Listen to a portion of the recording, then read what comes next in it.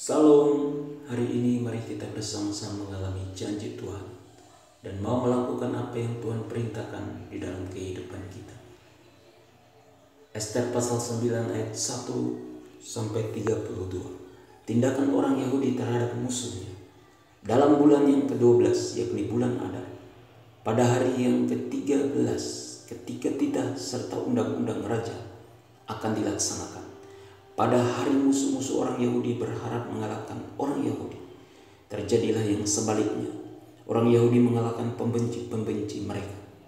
Maka berkumpullah orang Yahudi di dalam kota-kotanya di seluruh daerah Raja Ahasuerus untuk membunuh orang-orang yang berikhtiar mencelakakan mereka, dan tiada seorang pun tahan menghadapi mereka, karena ketakutan kepada orang Yahudi telah menimpa segala bangsa itu.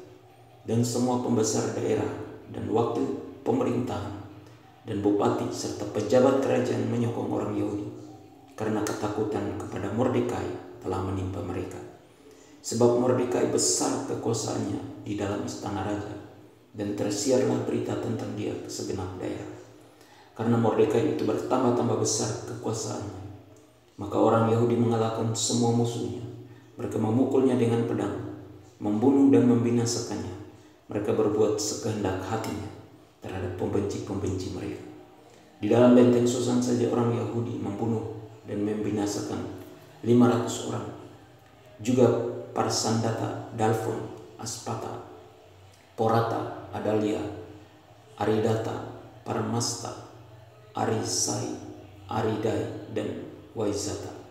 Ke-10 anak laki-laki Haman bin Hamedata, seteru orang Yahudi, dibunuh oleh mereka. Tetapi kepada barang rampasan tidaklah mereka mengulurkan tangan. Pada hari itu juga jumlah orang-orang yang terbunuh di dalam benteng Susan disampaikan ke hadapan raja. Lalu kita raja kepada Ester, sang ratu. Di dalam benteng Susan saja orang Yahudi telah membunuh dan membinasakan 500 orang beserta ke-10 anak Haman. Di daerah-daerah kerajaan yang lain entahlah apa yang diperbuat mereka, dan apakah permintaanmu sekarang niscaya akan dikabulkan, dan apakah keinginanmu lagi niscaya dipenuhi.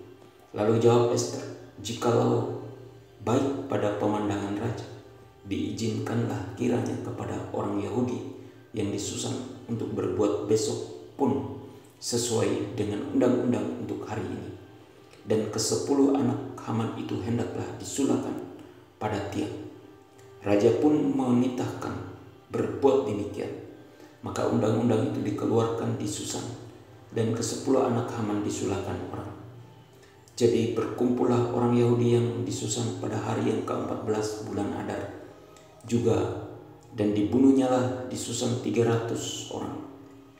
Tetapi kepada orang barang rampasan tidaklah mereka mengulurkan tangan.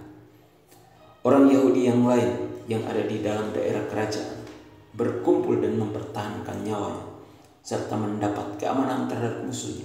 Mereka membunuh 75.000 orang di antara pembenci-pembenci mereka.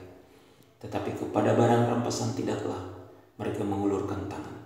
Hal itu terjadi pada hari yang ke-13 dalam bulan Adar. Pada hari yang ke-14 berhentilah mereka, dan hari itu dijadikan mereka hari perjamuan dan sukacita.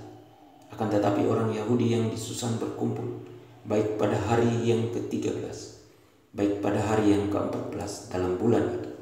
Lalu berhentilah mereka pada hari yang ke-15, dan hari itu dijadikan mereka hari perjamuan dan sukacita. Oleh sebab itu orang Yahudi yang di pedusunan, yakni yang diam di perkampungan, merayakan hari yang ke-14 bulan Adar itu sebagai hari sukacita dan hari perjamuan, dan sebagai hari gembira untuk antar mengantar makanan. Penetapan hari raya Purim. Maka Mordekai menuliskan peristiwa itu, lalu mengirimkan surat-surat kepada semua orang Yahudi di seluruh daerah Raja Ahasuerus, baik yang dekat baik yang jauh, untuk mewajibkan mereka supaya tiap-tiap tahun merayakan hari yang ke-14 dan yang ke-15 bulan Adar. Karena pada hari-hari itulah orang Yahudi mendapat keamanan terhadap musuhnya. Dan dalam bulan itulah duka cita mereka berubah menjadi sukacita, dan hari perkabungan menjadi hari gembira, dan supaya menjadikan hari-hari itu hari perjamuan dan sukacita, dan hari untuk mengantar makanan, dan untuk bersedekah kepada orang-orang miskin. Maka orang Yahudi menerima sebagai ketetapan apa yang sudah dimulai mereka melakukannya, dan apa yang ditulis Mordekai kepada mereka. Sesungguhnya Haman bin Hamedata, orang Agag, seteru semua orang Yahudi itu, telah merancangkan hendak membinasakan orang Yahudi, dan dia pun telah membuang pur, yakni undi, untuk menghancurkan dan membinasakan mereka. Akan tetapi ketika hal itu disampaikan ke hadapan raja, maka dititahkannya lah dengan surat supaya rancangan jahat yang dibuat Haman terhadap orang Yahudi itu dibalikkan ke atas kepalanya.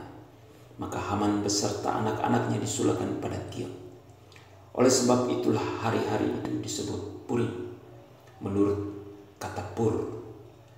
Oleh sebab itu jugalah, yakni karena seluruh isi surat itu dan karena apa yang dilihat mereka mengenai hal itu dan apa yang dialami mereka, orang Yahudi menerima sebagai kewajiban dan sebagai ketetapan bagi dirinya sendiri dan keturunannya, dan bagi sekalian orang yang akan bergabung dengan mereka, bahwa mereka tidak akan melampaui merayakan kedua hari itu tiap-tiap tahun menurut yang dituliskan tentang itu dan pada waktu yang ditentukan, dan bahwa hari-hari itu akan diperingati dan dirayakan di dalam tiap-tiap angkatan, di dalam tiap-tiap kaum, di tiap-tiap daerah, di tiap-tiap kota, sehingga hari-hari Purim itu tidak akan lenyap dari tengah-tengah orang Yahudi, dan peringatannya tidak akan berakhir dari antara keturunan mereka.